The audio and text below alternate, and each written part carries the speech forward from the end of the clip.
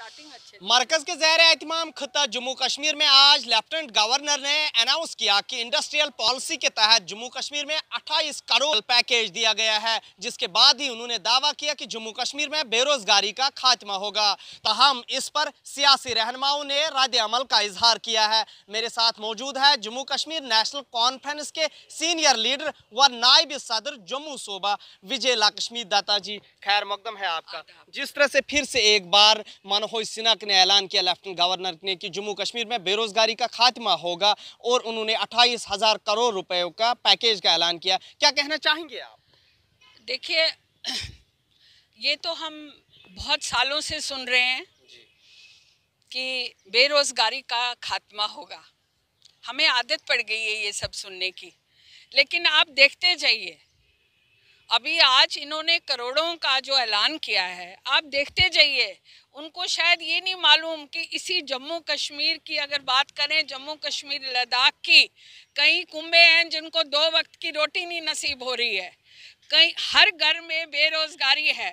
तो मुझे नहीं पता कि सालों साल से जो ये कहते जा रहे हैं, जब से ये इन्होंने हमारे लीडरान को हम 5 तारीख को कभी ज़िंदगी भर भूल नहीं सकते, क्या सोच के इन्होंने यहाँ का फिर से एक नया सियासी चैप्टर शुरू किया, एक हिस्ट्री का नया चैप्टर शुरू किया।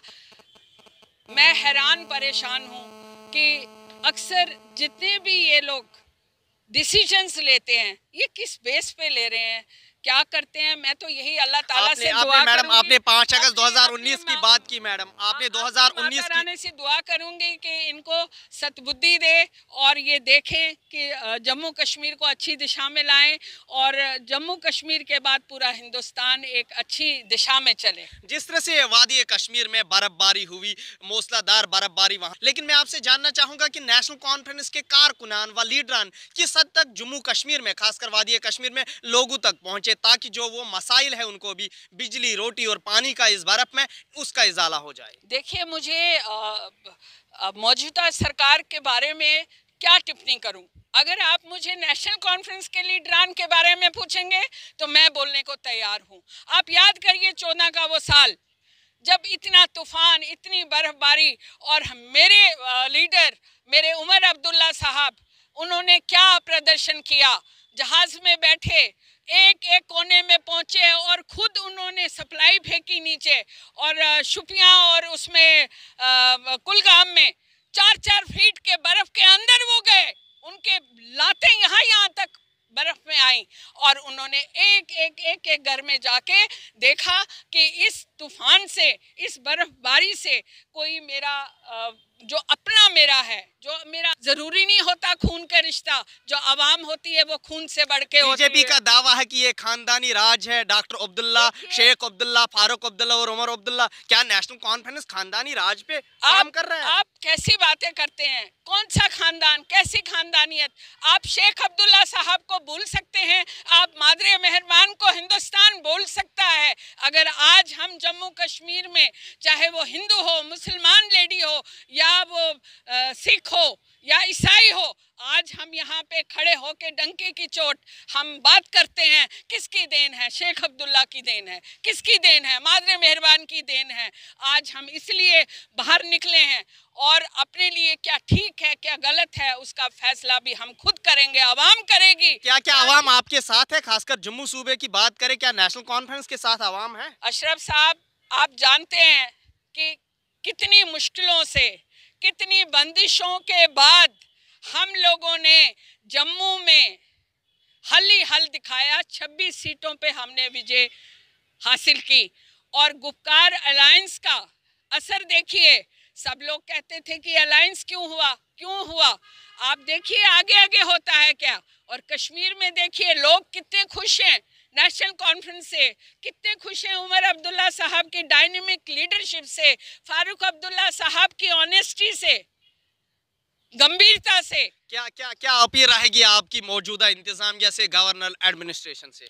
हमारा यही उनसे रहेगा कि वो सोच करें।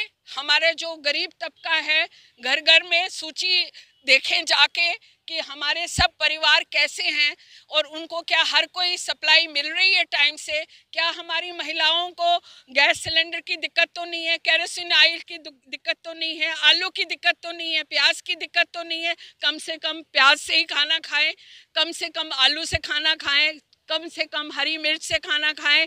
ये हमारा मौजूदा सरकार का ये फर्ज है, चाहे वो गवर्नर राज है या कोई राज हो, लेकिन उनका ये फर्ज बनता है कि वो घर घर जाके और देखें। आखिरी सवाल, क्या नेशनल कॉन्फ्रेंस आने वाले असेंबली इंतखाबात में शमूलियत इख्तियार करेगा और आर्टिकल 370 और 35A को लेके ही आपका जो मंशूर है वो रहेगा? हमारा बिल्कुल रहेगा। हम तो अपने जम्मू कश्मीर के अवाम के लिए जी रहे हैं, हम नहीं, वर्कर तो जी ही रहा है, लेकिन हमारे लीडरशिप का यही एक दिशा हमें मिली है कि हमने अपने लोगों के लिए मर मिटना है, चाहे हमें कितनी भी कुर्बानी देनी पड़े। इंशाल्लाह इंशाल्लाह इंशाल्लाह मेरी माँ की ये ब्लेसिंग होनी चाहिए, देवी माँ की, कि हम अपनी आवाम की जो मर्जी है उस पे हम खरे उतरे। जो आवाम चाहेगी हम वही करेंगे। शुक्रिया, शुक्रिया जी। ये थे हमारे साथ नेशनल कॉन्फ्रेंस के सीनियर लीडर विजय लक्ष्मी दत्ता, जिन्होंने गवर्नर इंतजामिया को तनकीद का निशाना बनाते हुए कहा कि मौजूदा इंतजामिया ने लोगों के मसाइल हल करने में संजीदगी नहीं दिखाई है। वहीं उन्होंने यह भी दावा किया कि नेशनल कॉन्फ्रेंस इंतखाबात में शमूलियत इख्तियार करने के साथ ही अवाम के मसाइल हल करेगी, जिस तरह माजी में उमर अब्दुल्ला की सरकार में लोगों के मसाइल हल किए गए थे। अब देखने वाली बात यह होगी कि इनके दावे किस तरह से सही साबित होंगे। ईटी भारत उर्दू के लिए जम्मू से मैं मोहम्मद अशरफ।